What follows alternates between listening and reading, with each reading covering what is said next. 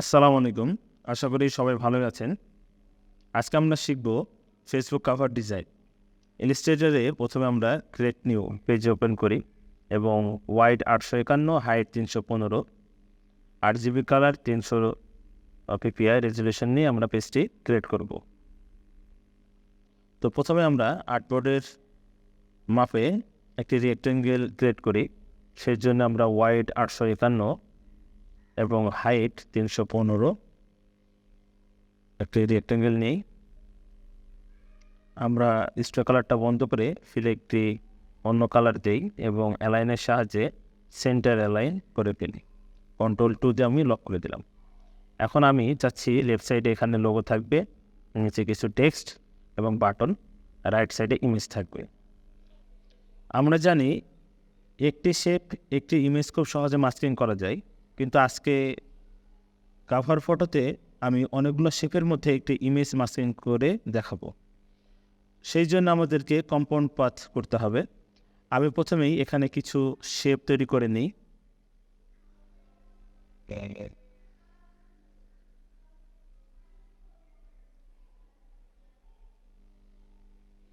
অল্টারের সাহায্যে আমি ডুপ্লিকেট করলাম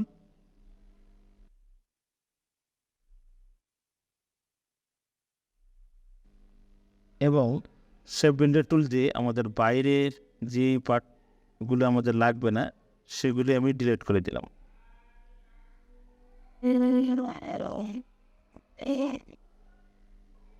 এখন খুব সহজেই আমি কম্পাউন্ড পাথ করব।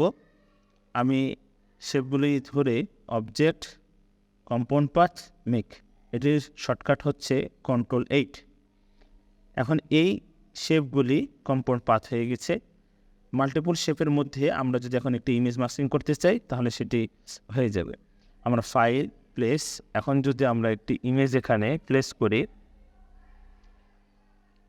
এবং আমরা আমাদের বেস্ট পজিশন ইমেজের রাখার চেষ্টা করব। স্কেল একটু ছোট করে নিলাম, রাইট বাটন ধরে অ্যারেঞ্জ সেন্ড টু ব্যাক।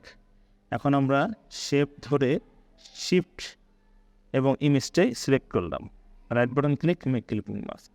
খুব সহজে আমরা দেখতে পাচ্ছি ইমেজ মাস্কিং হয়ে গেছে এবং একটি ভালো ডিজাইন দেখা যাচ্ছে। আমরা যদি মনে করি স্কেল আর একটু ছোটো করব, আমরা শিফট অল্টার ধরে ছোট করতে পারি। আমাদের আর্টবোর্ডের কালার আমরা চেঞ্জ করতে পারি, আমাদের প্রয়োজন অনুযায়ী আমরা আর্টবোর্ডের কালার চেঞ্জ করে নিতে পারি। আমি এটাকে একটু ডার্ক কালার দিই এবং Ctrl+2 লক করে দিলাম। তো এখন আমরা টেক্সচার ব্যবহার করব। টেক্সচার কালার আমরা হোয়াইট দেই। এখান থেকে ফন্ট একটু ভালো আমরা ফন্ট নেই।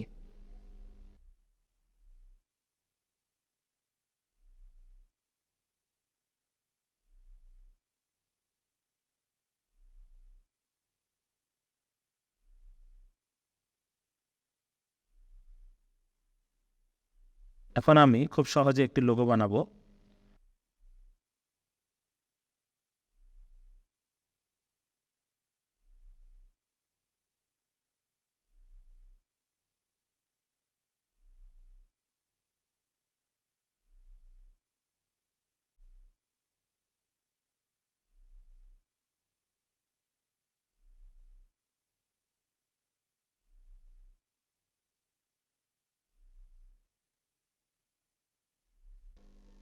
আমাদের লেফট সাইডে লোগো আছে, টেক্সট আছে, বাটন আছে, ওয়েবসাইটের লিঙ্ক আছে। আমরা এটিকে যে কোনো ক্লায়েন্টকে দিতে পারি, কিন্তু আমাদের যদি রাইট সাইডে ডিজাইনটি ভ্যারিয়েশন করার প্রয়োজন হয়, আমরা সেটি কীভাবে করতে পারি। এটি একটি ডিজাইন, আমি এখন পরিবর্তন করে অন্য আরেকটি ডিজাইন করব। এটিকে আমি ডিলিট করে দিই। তো এখন আমি অন্য একটি শেপের সাহায্যে আরেকটি করে দেখাবো। আমি এখানে পলিগন টুল নিলাম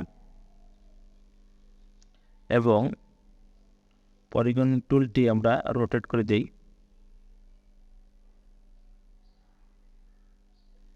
শিফট অল্টারের সাহায্যে আমি এটাকে ডুপ্লিকেট করলাম, Ctrl+D-তে ডুপ্লিকেট, সবগুলোকে ধরে অল্টারের সাহায্যে ডুপ্লিকেট, Ctrl+D, এবং আমাদের প্রয়োজন অনুযায়ী আমরা এটাকে প্লেস করি। যেগুলো লাগবে না সেগুলো আমরা ব্যাক স্পেসের সাহায্যে ডিলিট করে দিতে পারি। এবং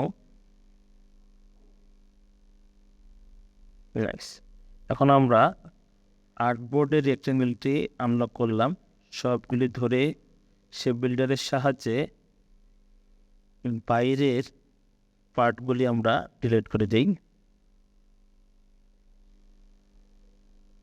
এবং এখন আমাদের এই যে অংশে আমরা ইমেজ ব্যবহার করব, আমরা রেক্টেঙ্গেল কন্ট্রোলটাতে লক করে দেই।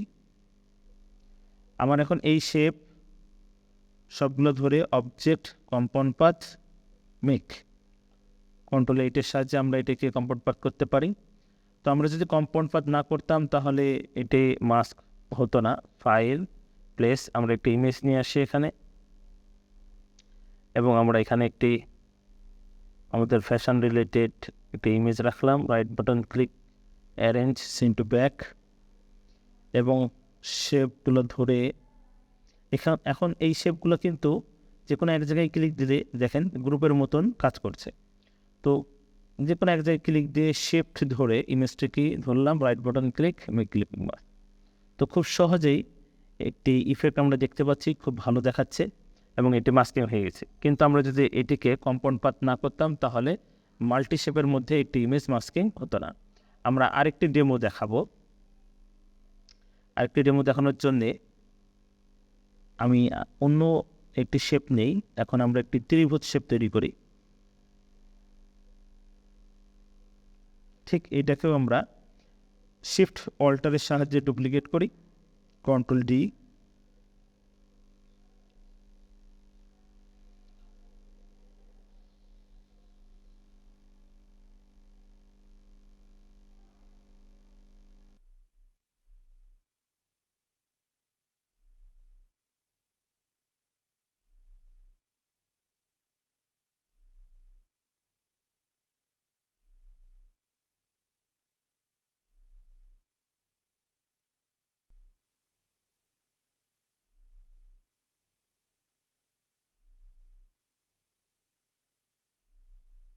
তো সবগুলি শেপ আমি এখন কন্ট্রোল জিতে গ্রুপ করি এবং ফাইল প্লেস, আমি ভিন্ন একটি ইমেজ এখানে প্লেস করি। Right button click, arrange send to back. এখন আমি শেপ এবং ইমেজ ধরে রাইট বাটন ক্লিক দিই, মেক ক্লিপিং মাস্ক। আমরা দেখতে পাচ্ছি এখানে কোনো মাস্কিং হয়নি, হলেও ইমেজটি দেখা যাচ্ছে না। তা আমরা যেটি ভুল করেছি সেটি হচ্ছে আমরা কম্পাউন্ড পাথ করে দিই। আমি আগেই বললাম আমরা যদি শেপগুলি কম্পাউন্ড পাথ না করি তাহলে আমাদের মাল্টিপল শেপের মধ্যে একটা ইমেজ মাস্কিং হবে না। তাহলে আমাদের প্রথমে যেটি করতে হবে অবজেক্ট কম্পাউন্ড পাথ মেক। এখন আমরা যদি ইমেজটি প্লেস করি,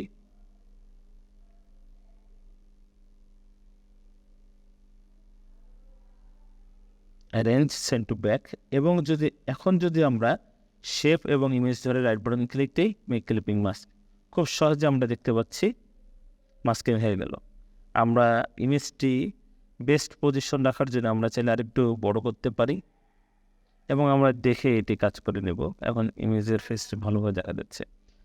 তো খুব সহজেই আমরা দেখতে পাচ্ছি যে কম্পাউন্ড পাথের সাহায্যে আমরা মাল্টিপল ইমেজের মধ্যে একটি ইমেজ মাস্কিং করতে পারছি, যেটি আমাদের কাভার ফটো, যে কোনো কাভার ফটো, সেটা ফেসবুক হইতে পারে, টুইটার কাভার ফটো হইতে পারে, ইউটিউব কাভার ফটো হইতে পারে, আমাদের কাভার ফটোর লুকিংটা চেঞ্জ করে দেবে।